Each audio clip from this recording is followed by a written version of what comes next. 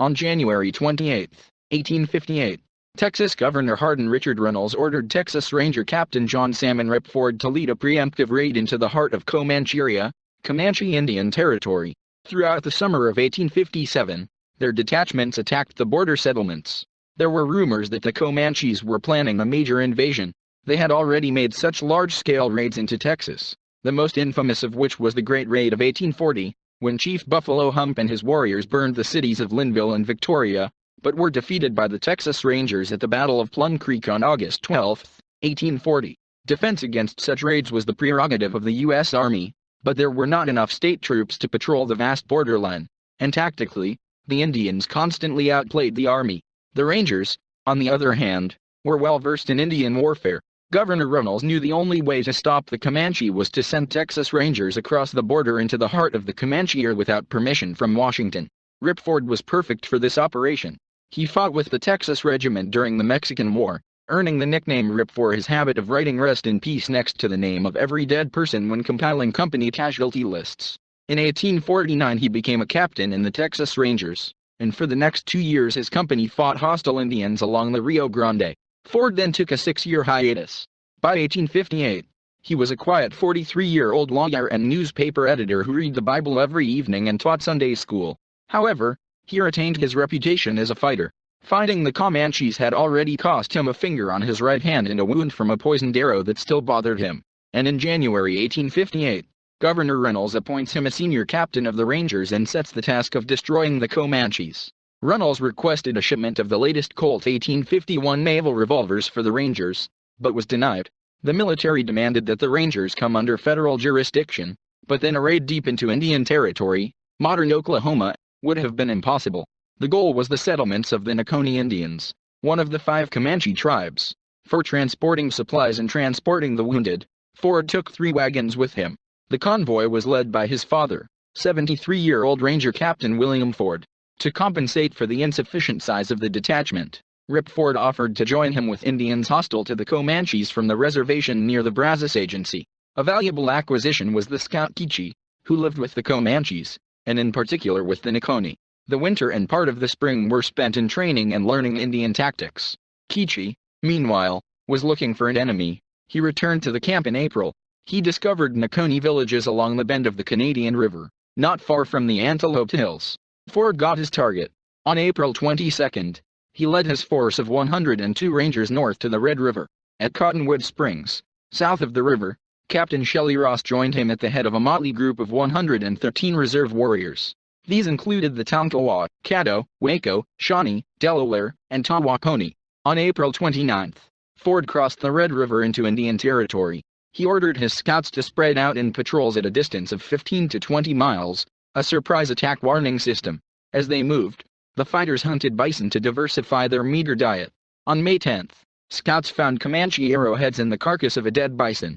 The next day, one of the scouts noticed a group of Comanches hunting buffalo.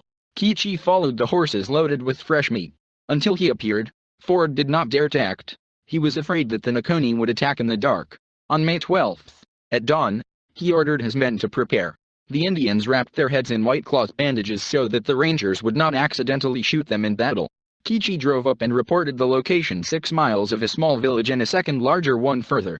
The Rangers reached the first village at 7 a.m., and Ford ordered the attack. When the Rangers arrived, 2 Comanches rushed for help.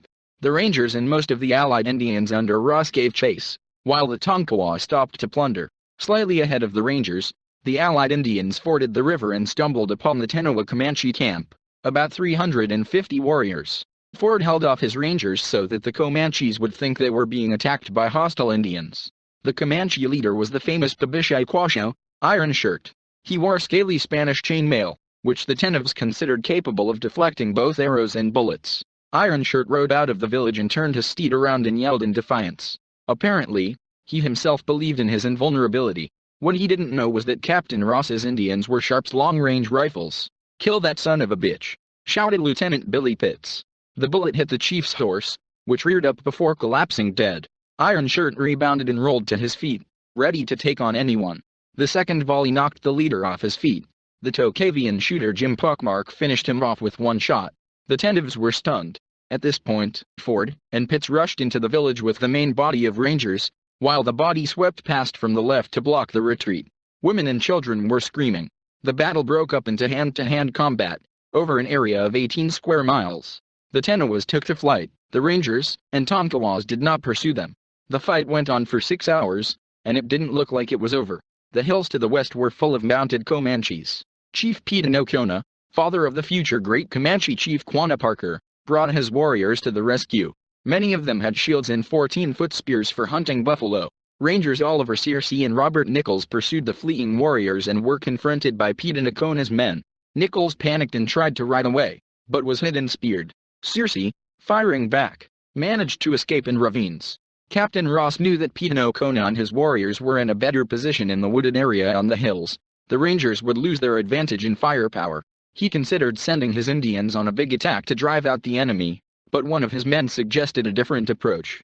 This warrior rode forward and challenged Pete-a-no-Kona's men. "We have nothing to fight for. We have your women and children, as well as your wigwams, buffalo, and horse meat. You get down.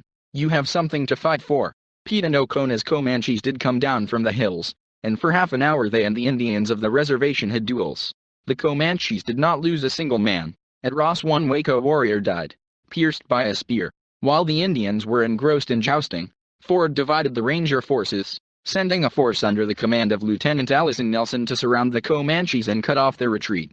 He then ordered his bugler to call off the Indians of the reservation. When they cleared the line of fire, Ford ordered Pitts to attack the enemy. But the experienced Pete-a-no-Kona figured out the enemy's trick and ordered an immediate retreat. For the pursuit, Ford's men had little ammunition left. Their horses were tired.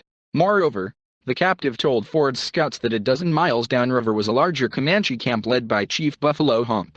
Ford ordered that the captured village be burned and retreated to the supply wagons. As the Rangers rode out, Ford noticed that many of the Comanche corpses were missing arms and legs. The Tonkawa tied the grisly trophies to their saddles, apparently to eat something other than buffalo meat later. The Rangers and their allies reached the supply wagons by dusk. The Tonkawas began to prepare dinner from their trophies. One of the Rangers jokingly asked their leader which of the nationalities he preferred. The war chief remembered the big, fat Dutchman whom he and his men killed on the Guadalupe River in 1849. Hornist Billy Holzinger took the answer as an insult to his compatriots and drew his pistol. Ford hurried to intervene. It did not come to a shootout. The detachment returned to the Brazos Agency on May 20th. At the Battle of Little Robe Creek, 76 Comanches were killed, and the Rangers and allied Indians captured 16 prisoners and over 300 horses. Ford's detachment lost only 2 fighters killed.